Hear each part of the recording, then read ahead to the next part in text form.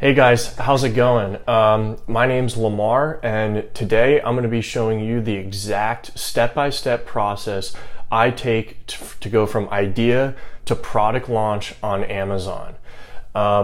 This is the exact same process that I've used to launch over 50 different products on Amazon, and now I'm doing over $50,000 in revenue, and I'm going to show you the exact same process that I take every single time.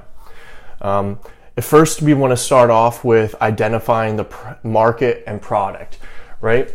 So what does this mean? It means we need to do our product research and we need to identify a market where we think that there's essentially an opportunity there to break into that market with a unique and interesting product. I'm going to create a whole video on how essentially that we can do this and how we can discover new market opportunities that are prime for a new innovative product. There's a couple of tools that I'm also going to introduce you to that is going to help us find this market a little bit easier. Next, what we want to do is then track that market, right? We need to track the market so that we get a better understanding. Typically, I like to track markets for 7 to 10 days. I feel like that gives us enough data to really understand that market in better detail so that we can know whether we want to enter into that market or not. I actually made another video talking about the 999 trick and just helping us validate the data that we're getting from that initial market analysis. So if you're interested in that, you should take a look at that other video. Next, we want to contact suppliers, right? So there's a couple of ways that we can do this. Typically, I'm sure you've heard of Alibaba, but Alibaba is one of the prime databases out there to find manufacturers that are mainly in China. And they really have capabilities, or you'll be able to find manufacturers there to kind of help you produce anything. I might reach out to 5 to 10 different suppliers, all with the product idea that I have. And then at which point, depending on how our conversation is going and if I think that they are able to produce the product that I'm looking to develop, I'll order samples. Typically, I'll order 3 to 5 samples, and just to get a range from different suppliers, just to get a range of those samples from various suppliers so that I can better understand, who's got good quality, how we communicate with each other. Just from reaching out to suppliers and ordering samples, you're really going to start to understand like who you want to work with, right? Because it's really important. When you're talking to suppliers, you're really looking for a business partner in a lot of senses. So pay attention to how they communicate with you. How quick are they to respond? How good is their English, right? You might not speak Chinese. Obviously, many of us don't speak Chinese. So what kind of relationship there are you going to be developing? Pay attention to those small details. After you order your samples and you're kind of narrowing down the factory that you're going to be going for, we need to think about designing a logo and a packaging, right? Initially when I launched my first product, I did all of my own design work, right? I had to learn how to do different things on Illustrator, Photoshop, right? Because I didn't have any money. I was just scraping by. I was just trying to do a minimal viable product, and I needed some design. So I did all that design work myself. Now, I have a designer and we contract out a lot of our packaging work. So depending on your budget, you can do the design work yourself, or you can find a pretty cheap designer on Fiverr or 99 Designs. And I'm going to make a video on just how about going to do that and what to look for in design and whatnot.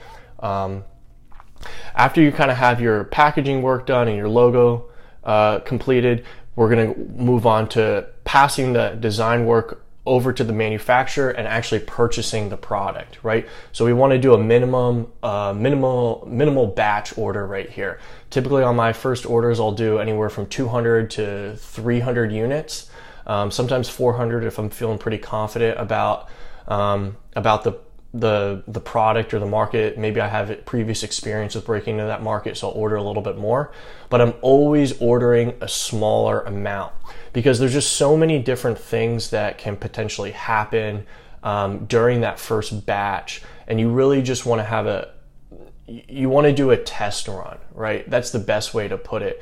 You don't want to put all your eggs in one basket. The problems are going to arise during the production or afterwards, and you just can't prepare for everything. So I highly recommend that you start with a small order, 300, 400 units, and just kind of test the relationship, test the product, right? We're testing the market. Like this, the first batch is just a test, and that's all, and that's how we need to think about this. So 300 units is enough to kind of make that factory happy, but then also get that feedback that you're looking from the market and from throughout your supply chain. After we have the product that's in production, we need to get on to creating that Amazon listing, right? That includes like writing up the copy. We need to get the keywords ready.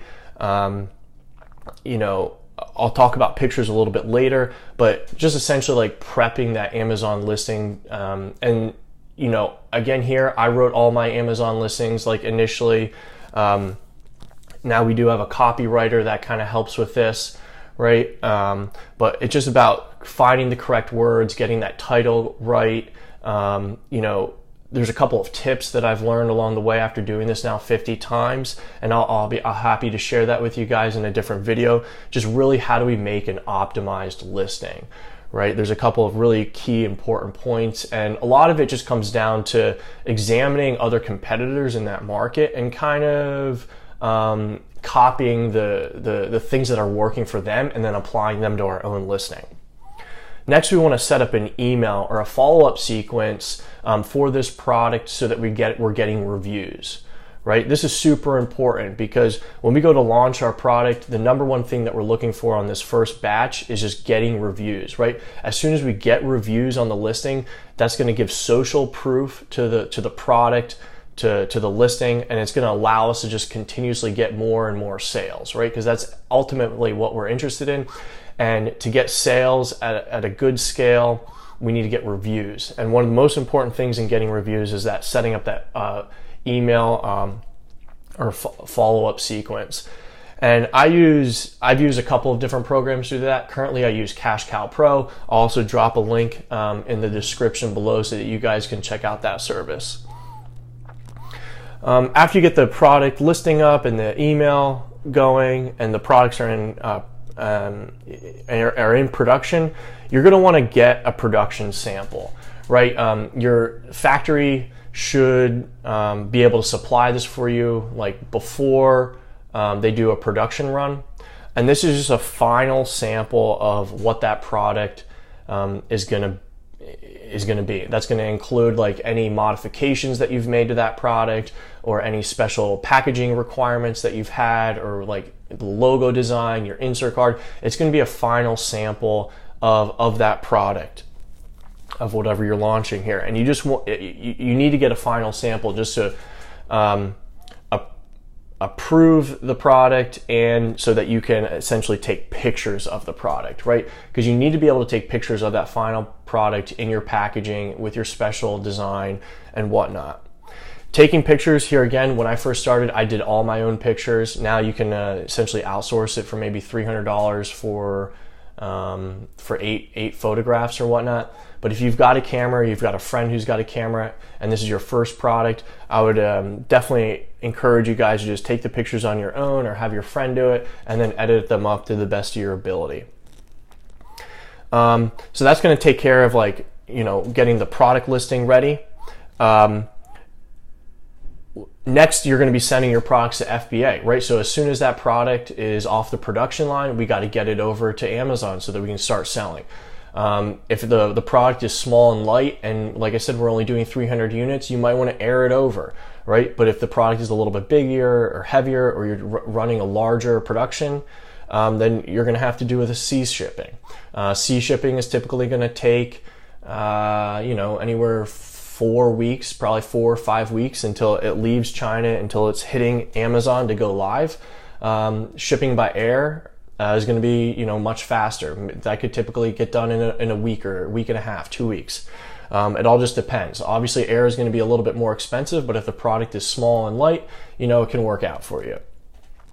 So that is like the first portion of going from idea to getting your product live. And like I said, this is the exact process that I've essentially used to launch all 50 of my products to date, and it's worked every single time, right? If you guys are enjoying the content, I would appreciate that you would subscribe to the channel. I'm going to be making videos like this through, you know, continuously, just detailing my process and giving you guys tips and tricks on, you know, how we can build a scalable business model together. But anyways, let's get back to the launch process now. So the product goes live. Okay, product goes live. There's a couple of different launch techniques or you know, product launch strategies that I'm going to have to talk about in a different video, but this is the absolute bare minimum. So the product goes live. We want to have an optimum price for the product so that we can initially get traction. And typically I like to price a little bit below the market. And that is just to encourage people who are browsing through that market to, you know, select my product over the competition, because we don't have any, you know, the organic listing isn't rooted in Amazon yet, and we don't have any reviews. So we might have to undercut the market initially, and the best way to do that is through price. So initially I'll drop my price to undercut the market, and I'll start pushing Amazon PPC. Okay, and through that, if you have a unique product, which is super important, guys, here, we're not launching a product that is the same as everybody else. We have to have a unique product in some form here.